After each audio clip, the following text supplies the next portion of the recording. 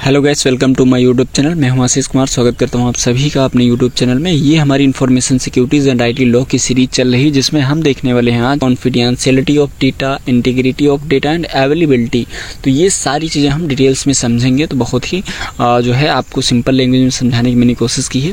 तो चलिए देख लेते हैं कॉन्फिडेंशियल डेटा क्या होता है, या जो डेटा होता है उसकी गोपनीयता जो होती है वो क्या होता है। ओके, तो कॉन्फिडेंशियलिटी ऑफ डेटा, तो सेंसिटिव इन्फॉर्मेशंस को अनऑथराइज यूजर्स से बचाना। एंड इसका एग्जांपल्स है जैसे पासवर्ड हो गई, बैंक्स हो गई, उसकी जो डिटेल है, चाहे पासबुक की डिटेल है, एटीएम कार्ड की डिटेल हो, anything. Okay, and personal file सिर्फ ऑथराइज यूजर्स को एक्सेस होनी चाहिए। एंड इसको मेंटेन करने के लिए हम स्ट्रॉन्ग पासवर्ड का यूज कर सकते हैं एंड एक्सेस कंट्रोल जो है वो लगा सकते हैं, जिससे हमारा जो डेटा रहेगा वो सिक्योर रहेगा और उसकी जो कॉन्फिडेंशियलिटी है वो बनी रहेगी, कॉन्फिडेंशियल डाटा रहेगा, जिससे आपका डेटा अनऑथराइज एक्सेस में नहीं जाएगा और उसका मिसयूज नहीं किया जा सकता है। ओके, तो चलिए देख लेते हैं इंटीग्रिटी क्या होती है, जिसको हम अखंडता या सहीपन बोल सकते हैं। अब हम इसको डिटेल्स में समझेंगे तो समझ में आ जाएगा आपको। ठीक है, तो डेटा या सिस्टम्स को अनऑथराइज मॉडिफिकेशन, जैसे कोई ऐसा पर्सन है जो कि ऑथराइज पर्सन नहीं है, अगर वो उसको मॉडिफाई कर देता है, अनऑथराइज मॉडिफिकेशंस या डिलीशंस या करप्शन से बचाने की जो प्रोसेस होती है वही इंटीग्रिटी होती है।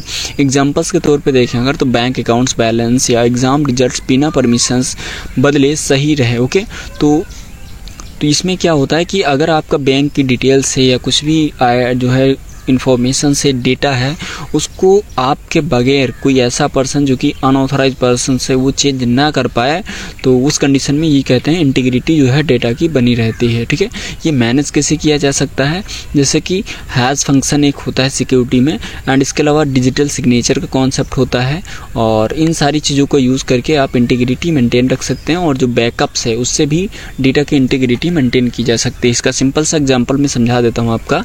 मान लेते हैं आपका कोई डेटा है जो कि स्टोर है आपके मोबाइल फ़ोन में, और उसके बाद आपने उसको बैकअप ले लिया। अब हो सकता है किसी ने उस डेटा को डिलीट कर दिया, उस डेटा में कोई चेंज कर दिया, तो जो डेटा आपने बैकअप लिया है और जो करंट डेटा है उससे मैच करके आप उसकी जो इंटीग्रिटी है, जो सहीपन है, उसका जो अखंडता है, जो एक्यूरेसी है, वो मैनेज कर सकते हैं, चेक कर सकते हैं। ओके, तो इसी को इंटीग्रिटी के नाम से जाना जाता है। ओके, फिर अवेलेबिलिटी। अवेलेबिलिटी का मतलब होता है उपलब्धता, की डेटा आपको कैसे अवेलेबल रहेगा। ऑथराइज यूजर्स के लिए रिसोर्सेस और सर्विस हमेशा एक्सेसिबल रहेंगे। आप चाहे कोई भी सर्विस लें, कोई भी रिसोर्स हो, वो सारी चीज़ें आपको एक्सेसिबल होना चाहिए, तभी कह सकते हैं कि डेटा में अवेलेबिलिटी बनी है। ओके, तो चलिए इसका एग्जांपल समझ लेते हैं, जैसे वेबसाइट्स हो गया और ऑनलाइन बैंकिंग। तो अगर आप मान लेते हैं पेमेंट कर रहे हैं ऑनलाइन, तो उस टाइम में अगर सर्वर डाउन है तो उस कंडीशन में जो डेटा की अवेलेबिलिटी नहीं रहेगी और यूजर्स के लिए काफ़ी ज़्यादा ये प्रॉब्लम क्रिएट कर सकता है। एंड वेबसाइट है, कोई इंपॉर्टेंट फॉर्म फिल कर रहे हैं या कुछ भी कर रहे हैं, तो अगर वो वेबसाइट ही नहीं चल रही है तो आपका जो एक डेट फिक्स होती है, उस डेट में आप फॉर्म को फिलअप नहीं कर पाएंगे और आपका फॉर्म नहीं फिल हो पाएगा। तो ये अवेलेबिलिटी बहुत इंपॉर्टेंट है डेटा की। ओके, एंड ये कैसे मैनेज किया जा सकता है उसको देख लेते हैं।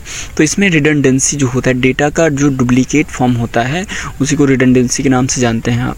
तो इसमें रिडंडेंसी जो है डाटा बार बार जो रिपीट हो रहा है, लोड बैलेंसिंग करना, एंड इसके अलावा रेगुलर मेंटेनेंस करना, एंड डिनायल ऑफ सर्विस, जिसको हम नॉर्मली डॉस के नाम से जानते हैं, इसको हम कहते हैं denial of service attack. Okay, ये सारी चीज़ें रहती हैं। तो ये होता है आपका availability, integrity and confidentiality of data. I hope आपको सिया का कॉन्सेप्ट क्लियर हो गया होगा। ये बहुत इंपॉर्टेंट टॉपिक है। तो दोस्तों, इससे रिलेटेड बहुत सारी वीडियोस आपको ऑलरेडी मेरी चैनल पे मिल जाएंगी। जो हमारी सीरीज चल रही है information securities and IT law की, आप वीडियोस को देखिए। तो चलिए मिलते हैं नेक्स्ट टॉपिक में, तब तक के लिए जय हिंद।